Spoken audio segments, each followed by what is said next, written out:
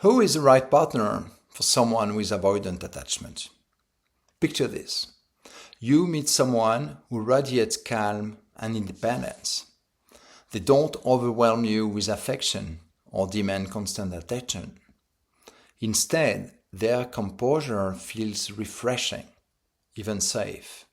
You find comfort in their strengths and the space they seem to offer. At first, this dynamic feels like balance. You think, this is exactly what I've been looking for. But slowly, a shift happens. Conversations that could bring you closer start to feel heavy. They change the subject when things get emotional. Plans for the future make them tense, and just when you feel ready to open your heart, they pull away. What once felt like security begins to feel like distance, and you're left wondering why love always feels just out of reach. This is often what it's like to love someone with avoidant attachment. To understand it, you have to go back to its roots. Many avoidant people grew up in homes where emotions weren't safe to express, where vulnerability was met with silence or even rejection. They learned early that the best way to avoid pain was to avoid needing anyone. As adults, they've perfected the art of appearing strong, self-sufficient, untouchable. But beneath the armor is often a deep fear, a fear of being trapped, controlled, or hurt again. The hardest part of loving someone like this isn't their need for space, it's their silence.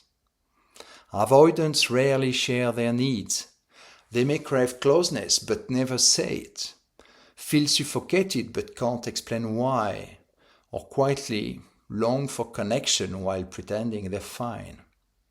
Their partner is left guessing, trying to read between the lines, often feeling rejected or not enough.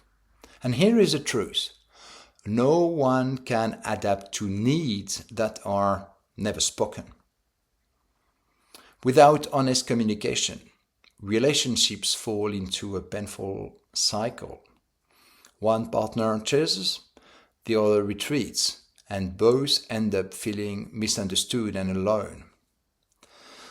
So who is truly a good match for an avoidance? It's not the person who sacrifices themselves, who waits endlessly in silence, or tries to earn love through proving their worth.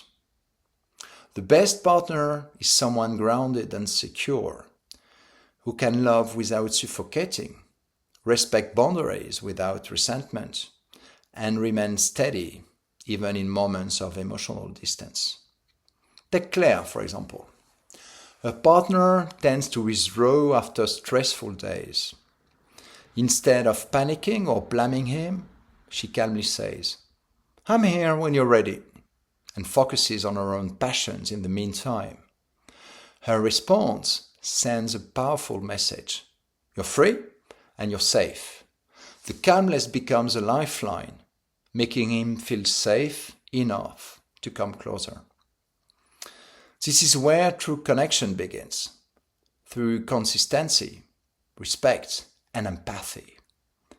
Avoidants are deeply sensitive to unpredictability. They build their walls to stay safe. A steady partner, someone who doesn't take their distance personally, becomes a safe harbor.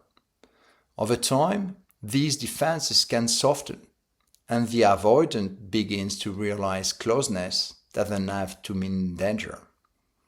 But empathy must go both ways. No partner, no matter how loving, can sustain a relationship if their own needs are ignored. That's why change has to come from the avoidant too. For love to grow, they need to find the courage to share their fears, desires, and boundaries, to say, "I need space," instead of vanishing, or "I want closeness," instead of waiting in silence. Without this openness, even the strongest partner will feel alone. The good news is, avoidant attachment is not a life sentence. It's a survival strategy built in childhood, and like any strategy, it can be unlearned. Therapy, self-awareness, and secure relationships can help avoidant experience intimacy without fear. They can learn that emotional closeness doesn't erase freedom, that love doesn't have to suffocate, and that vulnerability is not weakness, but courage. For anyone who is loved and avoidant, or sees themselves in this description, there is hope. Healing begins with small, deliberate steps, staying present when you'd rather run, speaking your fears out loud, choosing to trust, even when it feels risky. It starts by building relationships where both partners feel safe and respected, where closeness isn't forced and space isn't punished. Because love doesn't thrive in fear, it thrives in trust, and trust, no matter how fragile it feels at first, is something we can all learn to create together. Would you like to learn more about sexuality in a relationship with someone who has an avoidant attachment style, or about rejection by someone with an avoidant attachment style? If so, I invite you to watch the videos on this channel on the subject and subscribe to receive future videos. See you soon.